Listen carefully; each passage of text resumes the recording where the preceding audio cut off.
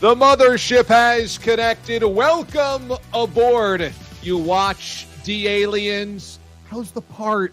So glad you're with us. We have not been live in this space now in 2 full weeks. And I feel like I haven't been in this space. I mean, truly in this space, like my home studio in like a month and a half. Because last weekend, I was in Southern California for a wedding. So we pre-taped it. And then we premiered it as live. I was watching with you guys, getting ready for the wedding, commenting on it, but I was not live like I am today. We spent all of last week in Southern California, came back at the end of the week, had a couple of days at my in-laws up in Rhode Island near the water, and then came back home today. So now I'm back home, Casa Amendo, in the studio, in the bunker, ready to do this. Coming up tonight here on the show, Bryan Curtis joins us from The Ringer. He's editor-in-chief and also the host of the Press Box podcast. He is an insider when it comes to sports media. So he thought, with football season here, let's ask him some football-related broadcaster questions. Yes, you know us. We love the sports media analysis around here. Also coming up tonight, I've got an actual box opening that's going to happen from the last dive bar. While I was on vacation, they sent me 2 packages. One squishy t-shirts, one boxy. What's that? We will unbox last dive bar and give you guys stuff a little bit later on in the show. So make sure you get your Q&A comments in right here. Get your comments in, your questions in. Aiden will rip through those. Ask me, read me, anything, and we'll give away some t-shirts tonight from last dive bar because we've now hit September. Unbelievable. Okay? That's all coming up on tonight's show. Also, we'll help you get ready for next week's show and a very special episode of Watch DA Live coming, unveiled this week. Long-form football content. Oh, it's here. It's here. And I'm always very emotionally torn. My birthday is June 21st, literally the first day of summer. The summer equinox, okay? The summer solstice. So I am very of the summer. And when the summer leaves, as of Labor Day, there is a part of me that dies inside. But damn it, football feels good, doesn't it? I was watching college football the other night on the couch, and my wife turns to me, the bourbon bell, and she goes, "Would you say football is one of your top 5 things in life?" And I'm like, is this a trick question? I mean, you, of course, and obviously AJ and football. So, yes, I'm so ready. By the way, tonight, everybody, cheers to all of you Golden Grams that are going to send us in your pictures of what you're doing, what you're eating, what you're drinking as you watch the show tonight. This is something I picked up from Mike Hess Brewing in San Diego. Man, I loved San Diego. I'd only spent like a day and a half there over my whole life until we went there last weekend. We were in Southern California, Orange County for the wedding, then had 3 days in and around San Diego. Oh, my God. Fish tacos, breweries everywhere, and the beach. Yeah. In. So I like the seasons. Not sure I could ever live in a place that is the same exact temperature every single day, but I would try. I might try. So cheers.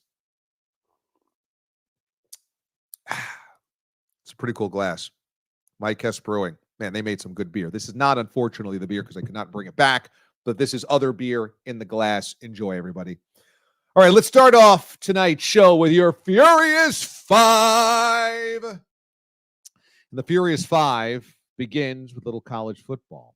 And that is, how about last night's USC win? After the Trojans were getting hammered on that opening drive, LSU went right down the field, 74 yards, and then had the 4th and goal. I'm like, oh, yeah, nice.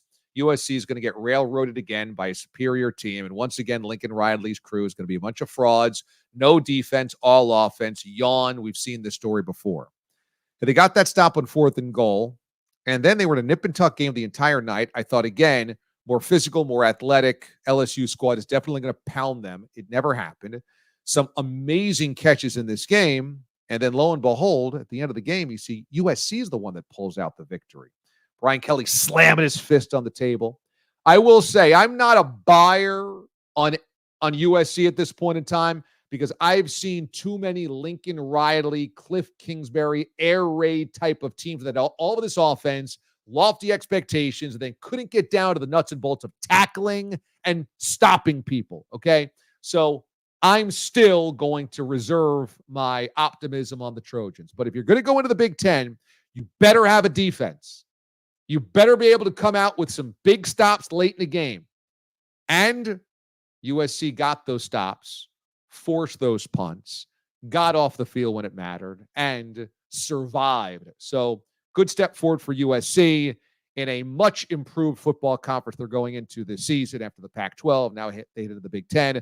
That, my friends, was a different type of USC victory. We don't oftentimes see one that's a tight game played to the 20s that USC actually wins against a very good foe. Let's face that. Both quarterbacks looked very good at times in that game as well. Next up, college football-wise. Oh, my God! The Gators disaster. Billy Napier, it is over before it started. Remember when Billy Napier was the hottest group of 5 coach there was? Who's going to get Napier? Where's he going to land? What Power 5 team's going to get Napier? Well, we're now into year 3, and does anything look any different? That was an ass-kicking by Miami. Oh, that was the worst loss of the opening weekend, by far, because they weren't even in the game. And how depressing is it that the Florida Gators, for the last 50 years of football, have had 2 good coaches, Steve Spurrier, Urban Meyer, and Urban cheated his ass off.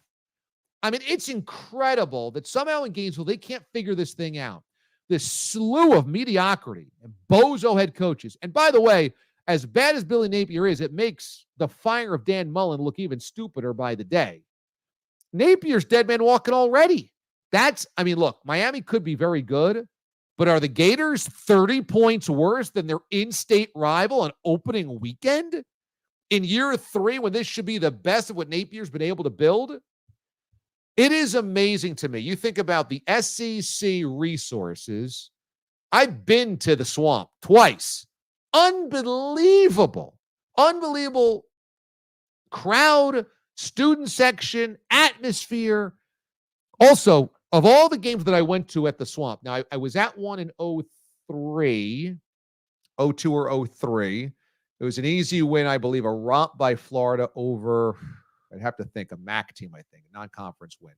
But then in 08, I went to go see the Tim Tebow game where he cried. Ole Miss came in and beat him. I think it was Ole Miss. Yeah, came in and beat him. I saw that game where Tim Tebow cried and said, "I'll never lose another game." And they built a statue of him. I saw that game.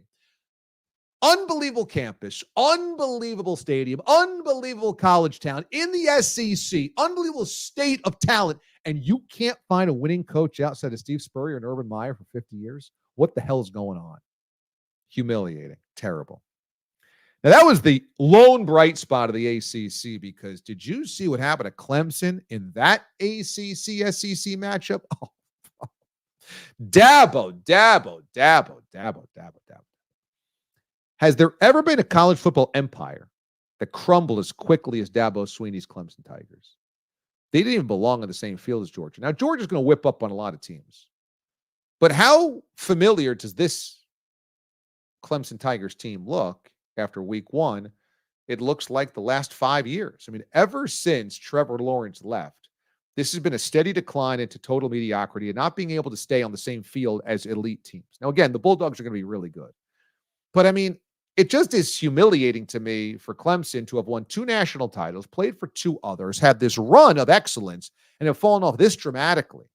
They play in an absolute crap conference.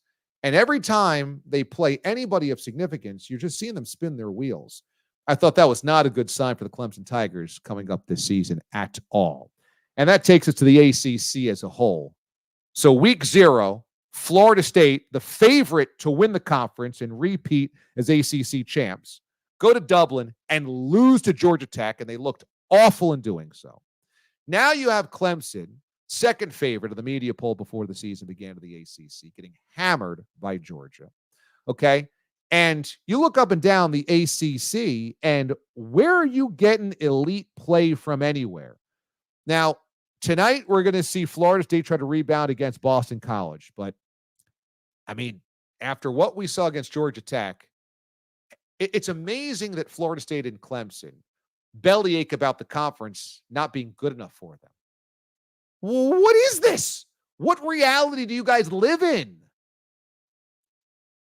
The Bulldogs destroyed Clemson. Is that the ACC's fault? And then, Florida State loses to a okay Georgia Tech team to open up the season. And last year, as soon as they don't make the playoff, pull everybody off of the field and then get hammered by 60 points in the bowl game. That's the ACC's fault? Well, why do the Seminoles and the Tigers feel like they're better than the other okay schools in the ACC? They're the same bit. I'm sorry. But to be high and mighty, I mean, it's like being a snob in summer school. It's like you guys are all the same team. You ain't pulling one over on us. I'm sorry.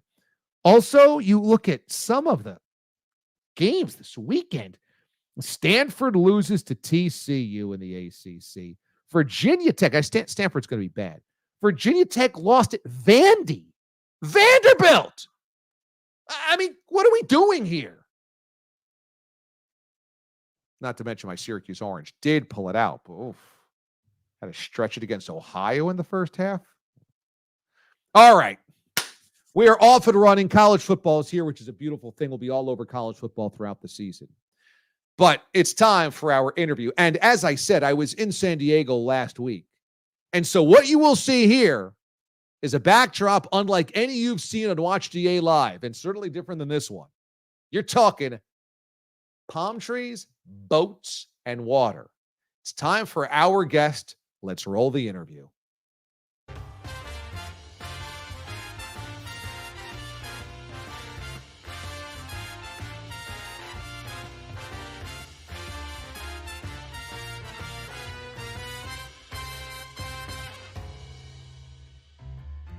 A harbor in San Diego. We're not far from him. I probably could have just ridden a bike to go see him, but instead we figured we'd hype up the visuals to try to impress him. Joining us is editor-at-large at The Ringer, also the host of the Press Box podcast there, columnist for The Ringer as well, and please do not contact him for a job at The Ringer. He does not have control over that, as says his LinkedIn page. Bryan Curtis joins us here on the show. Bryan, how you doing?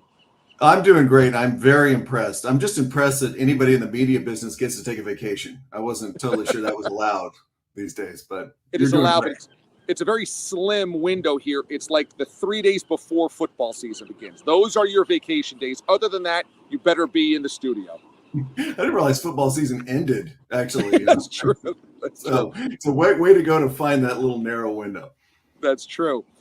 And your most recent podcast with David Shoemaker, you guys were touching on whether NFL broadcast booths should expand beyond just former players being color analysts. I thought this is a really cool conversation, but one that I wonder if we even touch on to a second point, which is, are you ever surprised there's not more good former athletes, talented former athletes coming out to fill those positions? I'm always wondering why there's only like 2 or 3 of them that we really think are great. Whereas broadcasters, no slight on the guys that do it, but there's probably another 75 to 100 that are at AAA, AHL, regional television that could do the play-by-play job.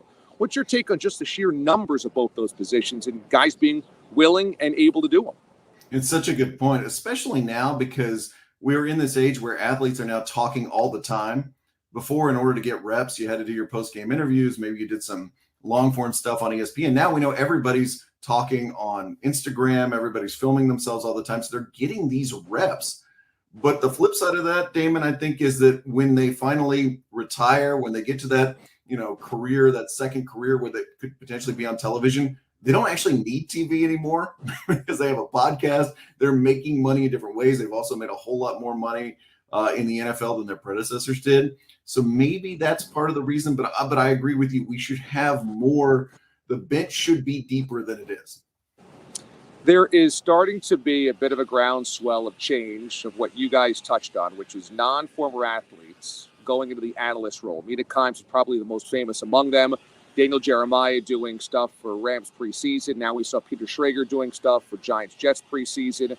is there now a sea change in decision makers, executives, that you don't have to be a former athlete to know what you're talking about X's and O's wise? I think that has generally happened in the media. Like you and I, before, probably when we were kids, said, oh, well, if didn't play football, you'll never understand football at a molecular level. Now we can watch Mina talk on ESPN. We can watch Bill Barnwell write on ESPN. We can also watch tons of people on The Ringer do their thing and go, oh, well, that person understands football. But TV, I think, is still the big barrier. Can you be on a studio show? Yep, you can do that. Can you maybe be on Sunday morning? Yeah, okay. But will you be in the booth calling a game?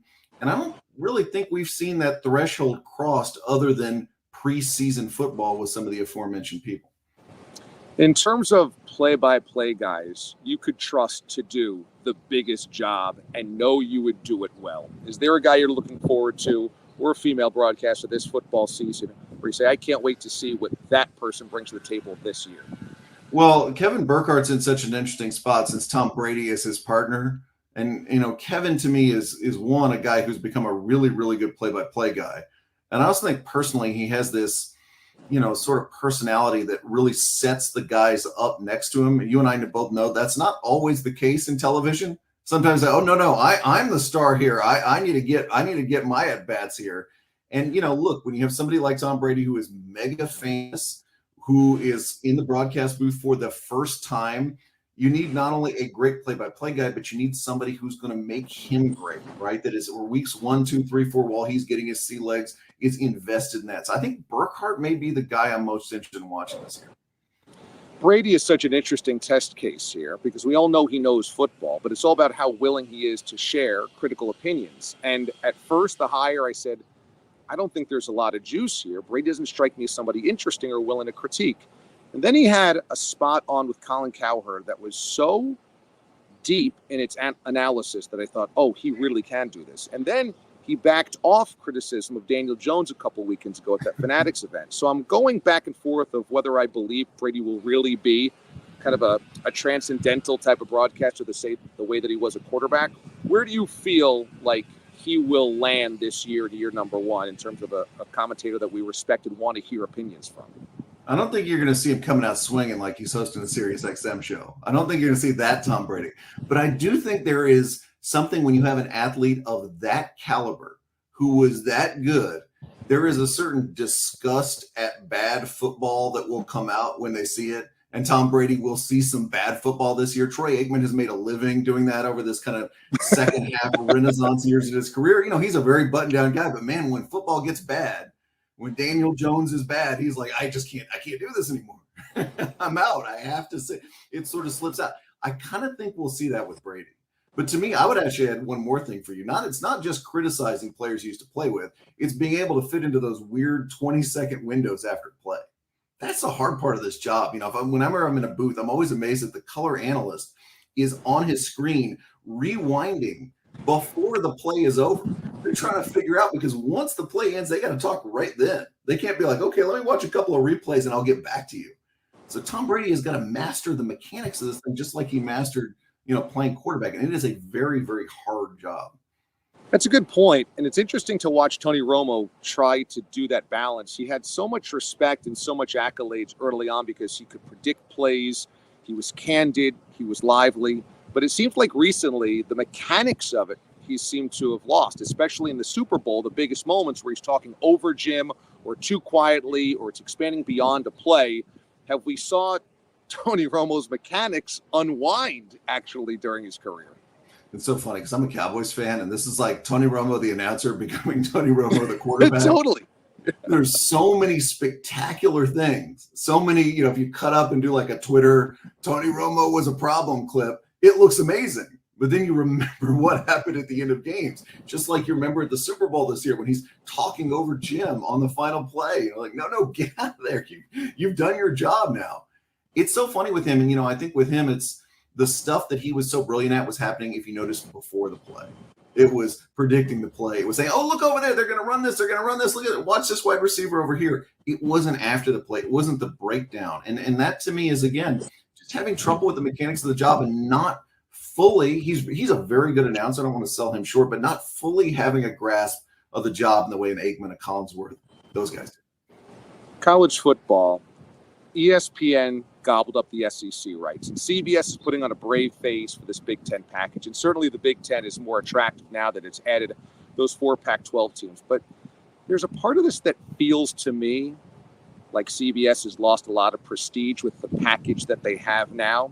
I'm wondering how you feel about the same ba-da-na-na, na-na-na-na, and Nestler and everything that we tag along with it, and then seeing them called Big Ten games. Will it feel as special as the SEC on CBS did? Yeah, we're here in West Lafayette, Indiana, where the UCLA Bruins are visiting the. Just doesn't have it. I mean, the SEC, the funny thing, even before the SEC added Texas and Oklahoma, it did have a Premier League feel. I think I can say that, even though I'm not a huge soccer fan. It's just like every one of these games matters. Even if this team is not a national championship type team, even if they're like Ole Miss, which is a team that's going to kind of finish that 9-3, 8-4 zone. This feels big. The personalities of the coaches feel huge. I don't think you can duplicate that. I also think CBS's problem is they're splitting this contract 3 ways. So Fox is going to take their bite at noon, and then they're going to get a bite, and then NBC is going to get a bite. So now it's not just the Big Ten game of the week, which should be pretty exciting. It's one of 3 Big Ten games of the week, and sometimes maybe the second or third best Big Ten game of the week. That's not a great package week in and week out. It's just not, and it's not going to honor that theme song in the way that Brad Nessler and Vern Lundquist did in previous years. I will say, as a college football fan myself for years, I liked the way college football was once we got to a 4-team playoff. And I liked individual conferences. I liked uniqueness. And now we are trending towards something being a lot more homogenized and a lot more like the NFL. And while there's a resistance from me to fully embrace this new college football landscape, I feel like this is only going to continue to make the sport even bigger and more popular. Is the trend of what college football is doing actually the best thing for the sport because popularity will boom, or is it going to chip away at the thing that makes it special? It's definitely the best thing for the sport to make money, but it reminds me a lot of when the NFL added a 7th team in each playoff conference. Look, you and I are pretty basic sports fans, right? We're like, hey, football's on. That sounds great. That sounds awesome. But when you see this 12-team playoff, you're going to look at some of those teams that are in it and be like, is this the best team in the country? I remember last year they were doing they say, here's what would have happened if this had been a 12-team playoff year and Penn State was in it. Penn State stunk last year. Penn State was not good. Tennessee was in the 12-team playoff. Tennessee lost their important games. Like, you're looking at this and you're like, this is more football. It's going to last a month, by the way, from mid-December to mid-January. It's going to be a huge just window of time. I'm going to watch every minute of it. I'm not going to pretend like I'm so hurt by the changes that I'm out. That would be a lie. But there will be something lost about it. And to me, I'm a University of Texas guy, right? I went there when Ricky Williams was at UT. Like that, the awesome experience was not only the fans, the music, how invested I was in it, but the fact that one loss would just end everything, would change everything for you. It's not the case anymore, right? We're going to have 3 lost teams in the playoffs. We might have a 4 lost team in the playoffs if it's a team that you're like, they're playing their best football. We've all heard those arguments. There is something different about that. I totally agree. If there's football stock to buy and media rights, you would gobble it up right now. Pro football, NFL rights, college football rights, that's where the arms races are. But let's take the NBA out of it. We just saw them do a healthy number. If you were buying stock for 25 years from now on media rights, NHL, WNBA, MLS, or Major League Baseball, all 4 of them have something right now that they can hang their hat on and say, look what we just did. The NHL's Game 7 numbers in the Stanley Cup Final, Messi with Inter Miami, obviously the WNBA with these big stars, now like Caitlin Clark, and Major League Baseball still has the history of the game behind it. But in 25 years from now, who's going to be holding the best value of those rights? I think I'd pick between the WNBA and MLS just because I think the value now, if I'm betting, if we're buying those stocks and watching Apple appreciate in our portfolio over a course of a couple of decades, I don't like the baseball value now just because ESPN is going to go back to MLB this year and be like, hey, can we get out of this and give you a much lower number? So I don't think I'm going to bet on that company right now. I like the WNBA is just sustaining this amount of interest that they have right now with Caitlin Clark, this year. Like, that's an interesting question to me. So I guess maybe, forced to pick maybe MLS just because I'm betting on the growth of soccer. I'm betting that that's going to be a product people are going to invest in, and I like the value that I could get it at now. The MLS thing is interesting, though, to me, because I worked for the New England Revolution doing sidelines for a number of years. I've worked closely in my local markets with MLS teams like the then Kansas City Wizards, then Sporting Kansas City, the Revs. And I would have thought by 2024, this thing would have boomed bigger than it is right now. They've got a good deal with Apple TV, and the Messi thing certainly matters. But I keep waiting for mainstream media to go, no, we have to have MLS Cup. Or my brethren on Sports Talk Radio going, we've got to talk about XYZ, the Premier League, or we've got to talk about MLS. And I'm still waiting for that. And I'm wondering, I'm a soccer fan. Am I thinking about something that might actually not come? What do you think is going to happen mainstream media-wise with soccer? I think the Apple thing is interesting, right? Because it's a really good deal, but it also puts MLS off in this corner where you have one media company promoting it essentially, and you don't have, as we've seen with other sports, lots of media companies competing to promote it. That's one part of this. To your point about talk shows, you're absolutely right. And it's funny, like, what is going to break into the talk show rundown? What is going to get into that C and B block that is not NFL, LeBron, NBA final? I mean, it's, in a way, that's just tough, right? That's a tough nut to crack because everybody's looking at the same numbers. Everybody's kind of doing similar shows. I say that as a Ringer employee, right? We're no different. But that to me is like, we've seen the WNBA get in there. We've seen it get in there over the last year, but will somebody get in there consistently that's not the usual suspects? I don't know. Final question is, if we're also zooming ahead maybe 10 or 15 years, at that point in time, will Stephen A. and Mike Greenberg have every job at ESPN? Will they post every minute of the day? Okay, so under this scenario, Pat McAfee has like lit himself with a network on fire and left because he had some of them. And Scott Van Pelt has retired to play golf in Augusta. I'm trying to think, right? Because there's like 4 people now. So you're saying we're getting from 4 to 2? Yeah, I'm going to go yes. I'm willing to, to see into the future of ESPN. And it is 2 people. Absolutely. Check out the Press Box podcast with David and Bryan. They do a fantastic job. And a more recent conversation that they've had about where we go with NFL booths, I think is going to whet everybody's appetite getting ready for this upcoming football season, which is just a few days away now for college football and the NFL as well. And also read him at The Ringer, at theringer.com. Bryan, awesome stuff as always, man. Thank you so much for joining us. We appreciate it. We'll catch up again. It's great to see you, Damon, and milk every last minute of that vacation. I'm jealous. I'm trying here, Bryan. I'm trying.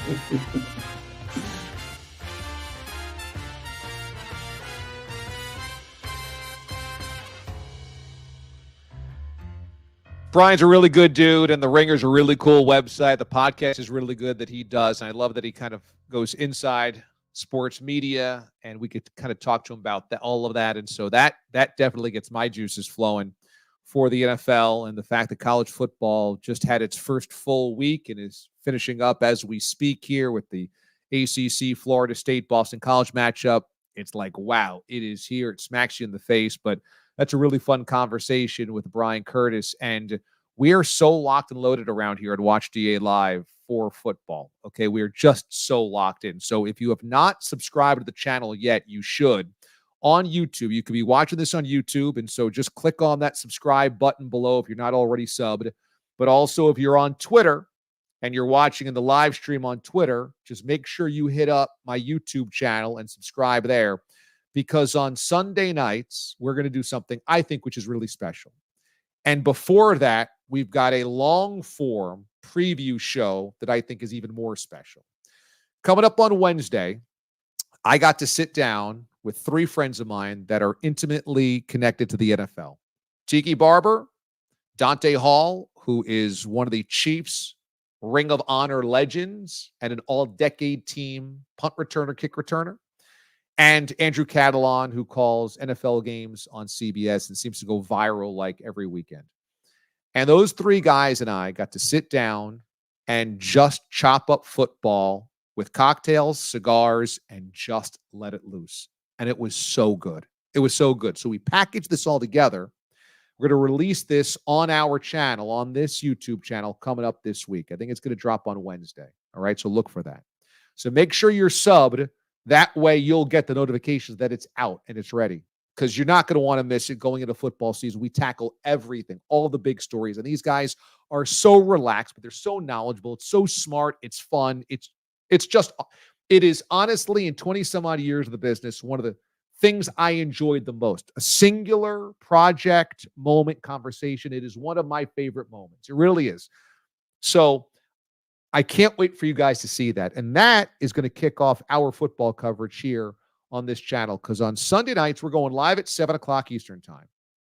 We're taking you through 8:15 Eastern time, which is right before Sunday Night Football kicks. Sunday Night Football puts its start time at 8:20, might be 8:22, 8:25, whatever it is, but I'm going to get you out before kickoff of Sunday Night Football. And so between 7 and 8:15, we are going to innovatively, creatively, fun, added into it, stir the pot with your classic DA show, mothership puns and irreverence and self-deprecation and old school jokes and all of that. We're cooking it up into a football stew on Sunday nights, and we're going over everything. We're breaking down all of the games, all of the highlights, all of the interviews, all of the everything, and we're going to give you what I think is going to be a better Sunday Night Football recap of the day than Sunday Night Football. Because we're all watching the early games, and then we're waiting around for the late kick, and we're watching NBC, or we're clicking over to something else on TV. Maybe it's digital, what have you. I think it's dodgy. I think it's old. I think it's has been. I think it's tired. I just don't find it all that compelling. And most of Sunday Night Football's review of the weekend is just in preparation for the kickoff of the game. That's not what I'm doing. We are reacting in real time to everything that just happened on Sunday. So come here on Sunday night, starting at 7 o'clock Eastern time.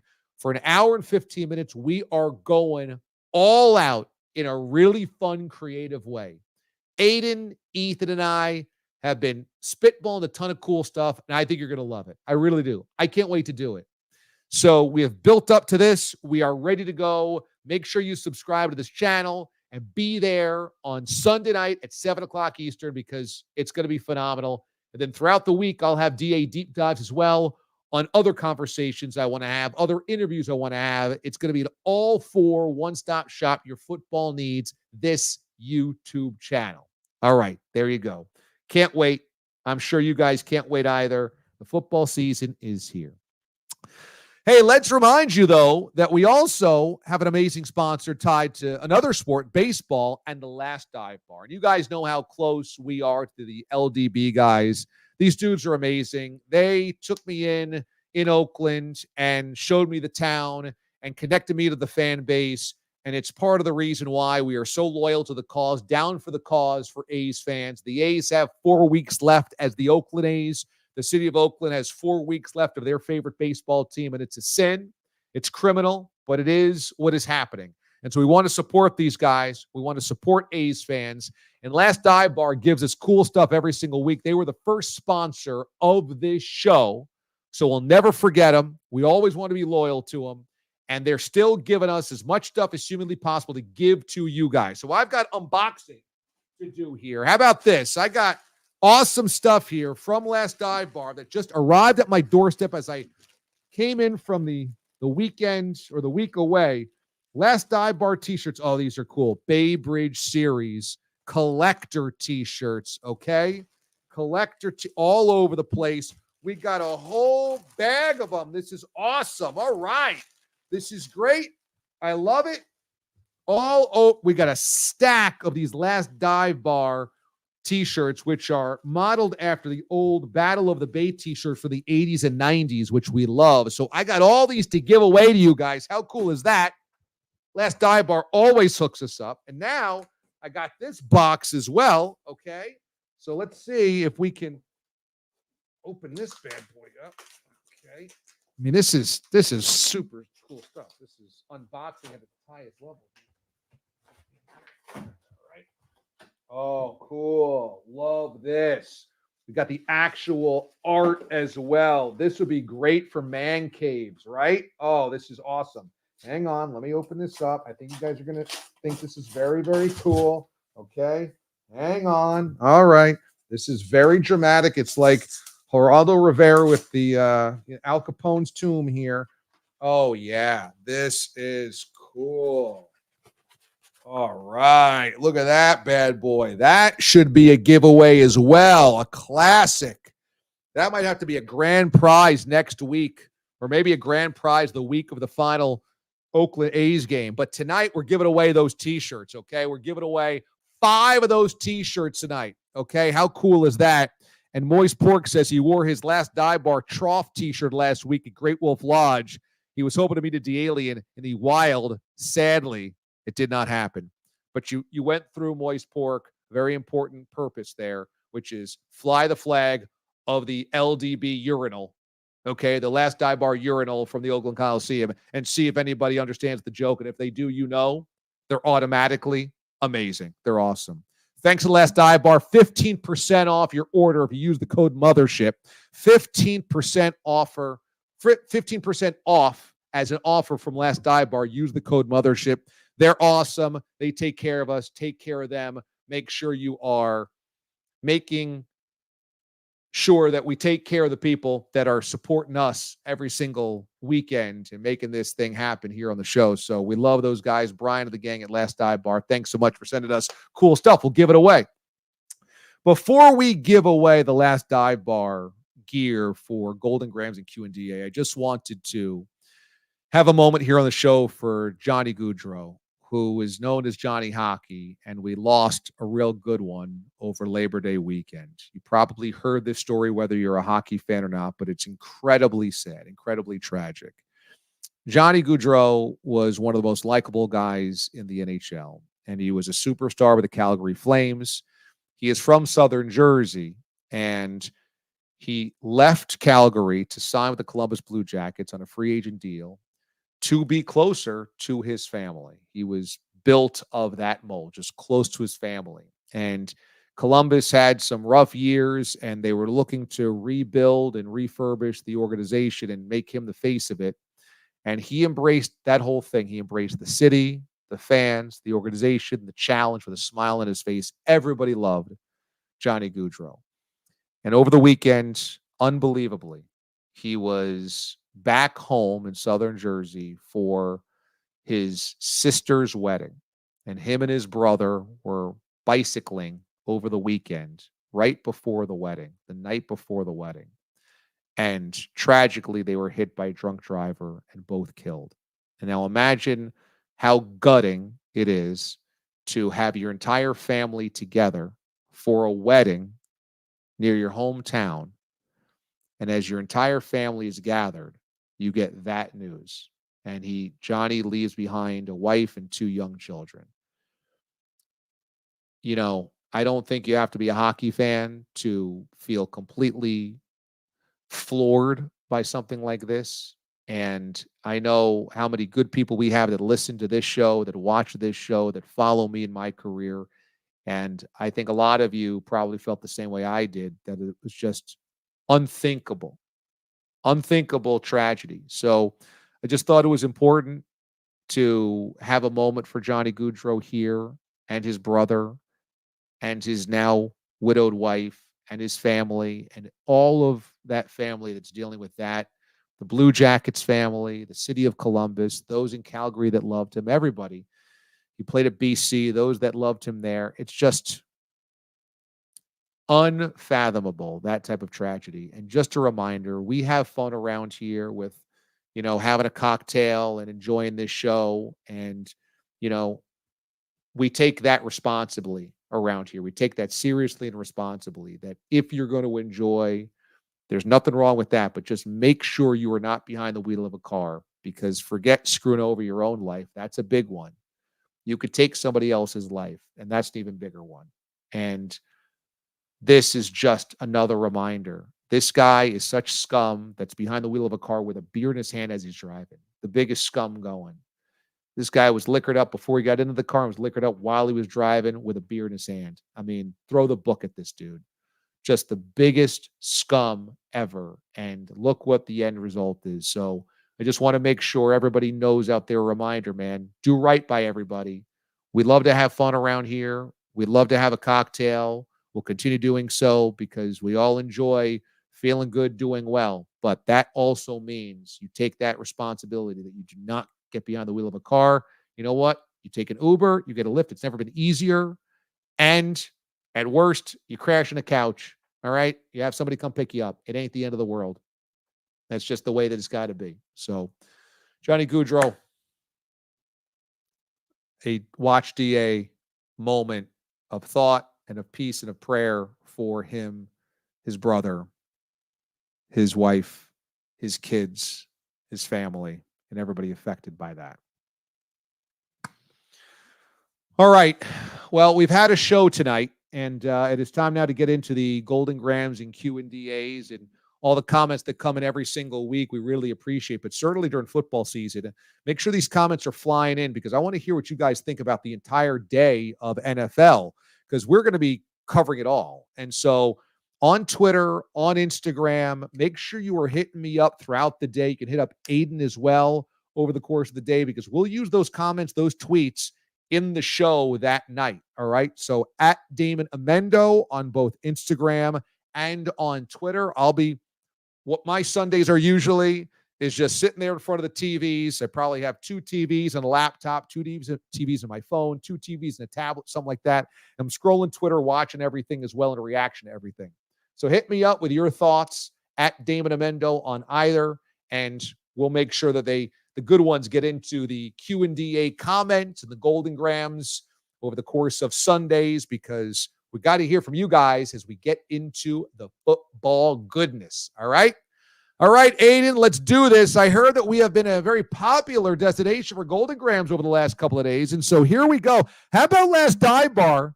They have created a GIF from my time out of the Oakland Coliseum, and Brian at the last dive bar says, hey, post those Golden Grams, D-Aliens, and he's got a GIF there. He says this is going to be live on Twitter starting tomorrow. So look for this GIF. Well, I'll have to ask him what the search terms are going to be, but you can use a GIF of me getting a little loosey-goosey, the Oakland Coliseum. How about that? And that night, yes, I had a driver. His name was Brian from last dive bar. Okay? It was amazing.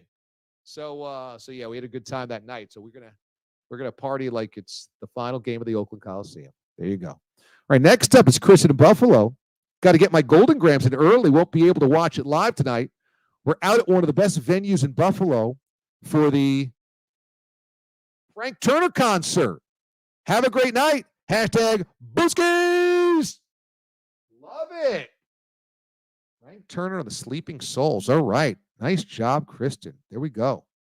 Very cool, Kristen, First Lady of Watch DA Live. Here's King Curtis. More Golden Grams. These sick bastards put a slice of cucumber in my Bloody Mary. You know what, King Curtis? I don't mind that. Now, obviously, it's not traditional, but I don't mind a little cucumber or any type of little veggies in my Bloody. If my Bloody has a little stick of something in there, I'm okay. Cucumber is refreshing. It's light. It's not bad. I don't hate it, but I will tell you, that looks delicious.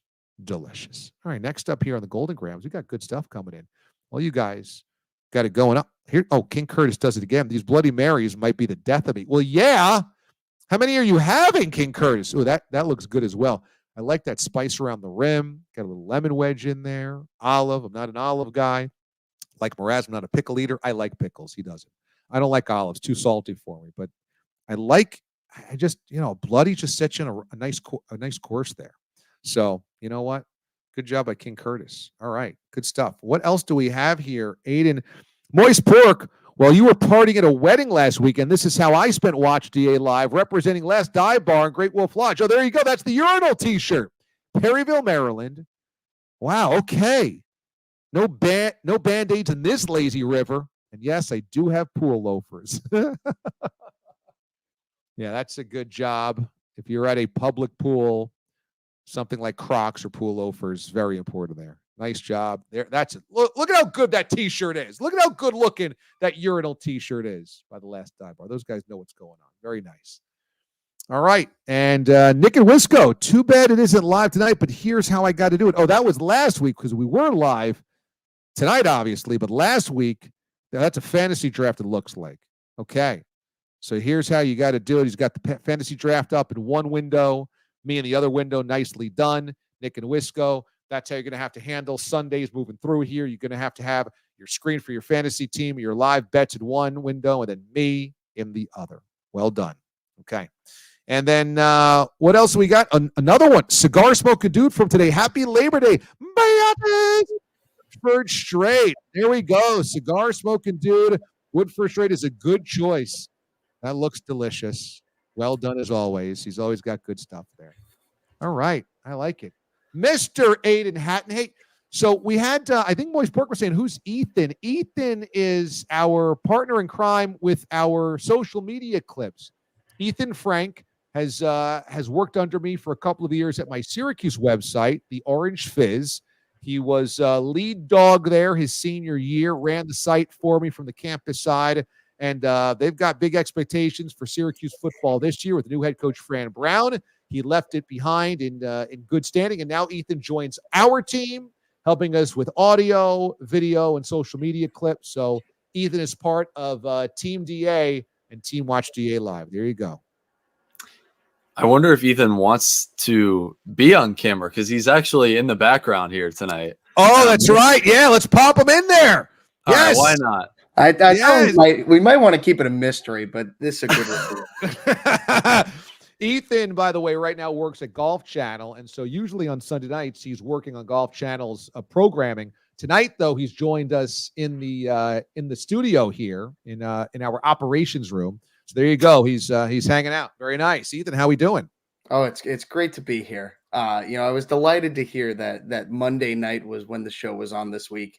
And as you can see, you got all the golf stuff behind me. So very well represented. But it's an absolute pleasure to be with you guys. Happy to be here. Very good. Ethan was on hand on our night filming our NFL preview episode a couple of weeks ago. So it was great to have him on board. And we all had such a good time with Tiki and Dante and Andrew Catalan. So can't wait to deliver that for you guys this week. Keep an eye out for it. All right. I got a question for Ethan really quick. First time, long time. And you just referenced your background. Can we take us through the LeBron James on your left shoulder? Oh yeah, sure. So this is actually, sorry if you hear my dog barking in the background. This is actually signed by LeBron James. So it's really? Is it?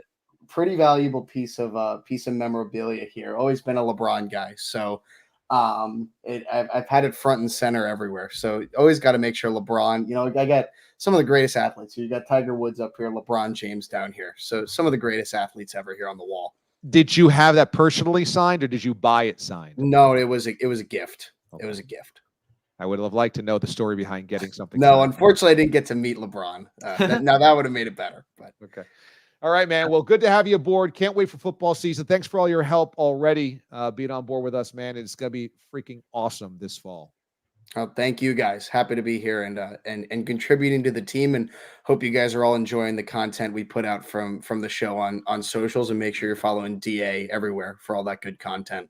There you go. See, that's why we have him on staff, because he's got all the talking points down. He's already he's much needed. He is much needed. Yeah, keeps us on task. Very good. All right, Aiden, I know that you got a fantasy draft to get to coming up at the top of the hour, so we're going to make sure that we get you out on time. So give me the Q&As here so that we can give away some T-shirts and get you out.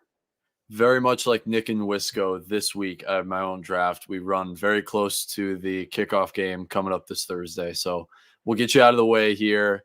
And Cigar Smoking Dude, who sent us our last Golden Graham, he has not won before. So at Cigar Smoking Dude 1, he's a winner.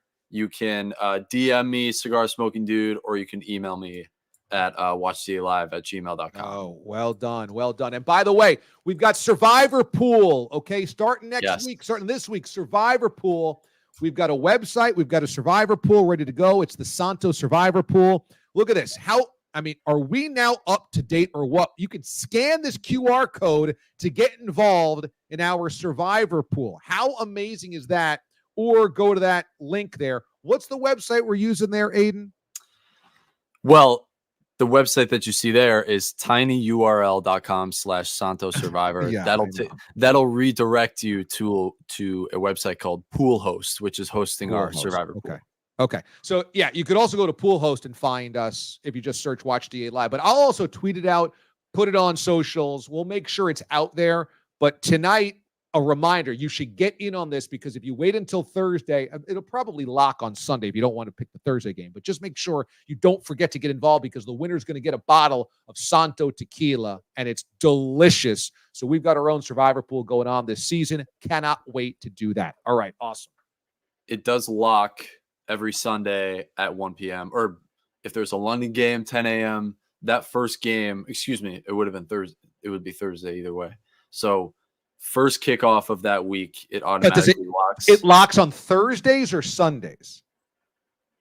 Because if you don't pick the Thursday game, on that. Yeah, okay. I'm not going to say something wrong on live TV, but I'm going to get that info correct. Okay. I don't want to mislead the public. Okay, very good. So in the meantime, join at that website that you see at the bottom left or scan the QR code. I'll throw it up at the end of the show for you, the aliens, as well. Anthony TTU, is this the guy with Mike Babchick? I go out on a limb and say he's a first-timer. That is correct. Yes, I am just a pawn in Babchick's game of life. I am one of his lowly servants on the morning show on Mad Dog Sports Radio, Channel 82. Should we give Anthony TTU a T-shirt just for being a first timer? No.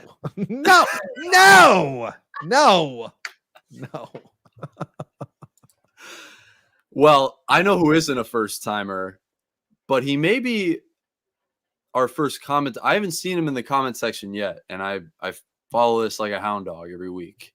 Rob in the 321. DA, you look refreshed. Nice tan. Thank you. I got a great tan out in Southern California. Been holding on to it dearly, and so I'm hoping that it carries me into the end of the week, so at least I can go to work and act like I was somewhere warm and sunny. I mean, it ain't no joke. Like San Diego, every single day is 75 and sunny, and not a cloud of the sky. Like if there's a cloud, you're like, wow, that's weird. There's a cloud. So there's just a lot of sun. You can't escape it. There is a lot, and everybody I've talked to says San Diego is the best. It's a lot of fun. LA, you get the fake people out there. Sorry if we have any listeners in LA, but regardless. Well, LA, it's his own sprawling, crazy, chaotic thing. And I'm an East Coast guy. I'm a New York guy. So I naturally do not resonate with LA. It's just a lot of driving. It's very spread out. It's a lot of Hollywood stuff. Yeah, it's a lot of people from everywhere else. San Diego, I resonate with because it's chill, it's cool, it's fish tacos, it's microbreweries, it's the ocean. All those boxes check for me. I love that. My dad was the first guy to tell me, and he did a lot of San Diego business trips. It's different than LA. It's a great spot to be, and had a few XL cocktails myself this evening to celebrate my old man and his birthday today. So happy birthday, Dad. Very nice. All right, Papa Hatton. All right, happy birthday. He's been a commenter before on the show, repping Marquette basketball and Auburn football this upcoming fall. So he'll be checked in as well throughout the season. I got to get him to join the Santo Survivor. It's a good reminder. Yeah, definitely. So thank you, Rob. And let's move on to Jesus, who's been a star of the section tonight. He asks, is Miller Moss a Heisman candidate after that USC beatdown? I don't want to say that anybody's a candidate after one game, but that was a really signature victory for USC. I did not think they had the gonads to win that type of game. Moss was very good in that game. I thought he moved that team up and down the field when needed, got the help of a couple of amazing catches. But yeah, I thought both quarterbacks played well last night. And, you probably put Travis Hunter at the top of the Heisman Trophy race after 1 week. He was unbelievable in the Colorado victory. But Moss played really well. But look, we won't get any clarity on Heisman probably for 5 or 6 weeks. Then you start seeing the separation of, these three guys can win. It's going to take a month and a half to get there, I think. So I want to reward Rob and Jesus. Yeah, absolutely. Who have just joined in as well.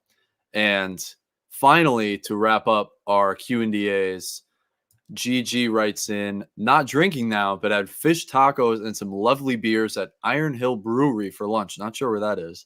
Outdoors in this weather. heaven. So that's a Target demo. That's a Golden Grams. That's a Q&A all in one.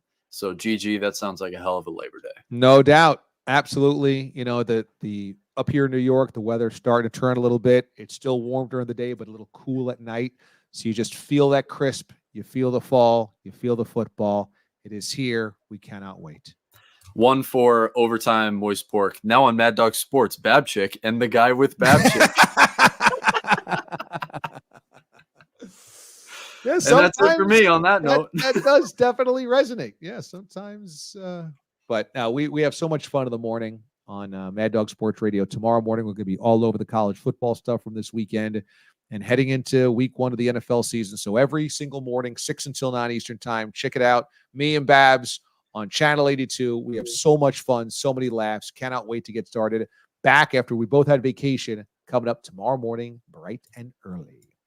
All right, so we gave away some good stuff there. Thank you, Aiden. Thank you, Ethan. Let's round things off with your sports zen moment of the day. And how about this? The anniversary was yesterday on September 1st, 2007. You know what happened there. You can sense it. Robin the 3-2-1 not happy that I put this thing up, but that is Appalachian State's head coach, because on September 1st, 2007, the greatest upset in college football history happened.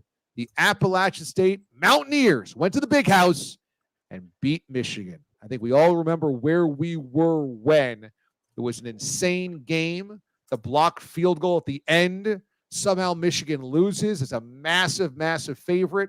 Well before we considered Group of 5 schools to be worthy, there was App State as an FCS school that was worthy for one day. It put them on the map. It changed their program, and college football would never be the same. Congratulations to the App State Mountaineers of 2007 for making today's Sports Zen moment. And look at that timing. A pro's pro. 20 some odd years in sports media to hit the post, as they say in radio. And I got Aiden out at 8 o'clock to get him to his fantasy draft. I hit the post. That'll do it for us tonight here on Watch DA Live. Keep it locked here on this channel. Make sure you subscribe, because this week we've got the NFL preview episode, an evening of football with Tiki Barber, Dante Hall, Andrew Catalon, and yours truly. And then on Sunday, Watch DA Live, reacting to everything from week number 1. And we've got your Santos Survivor Pool. Make sure you get in to win a bottle of delicious Santo Blanco tequila. Thanks to Ethan Frank. Thanks to Aiden Hatton. Thanks to all you Watch the Aliens. I will see you throughout the week on the radio and right here on Watch DA Live's channel. Have a good one. The mothership disconnect.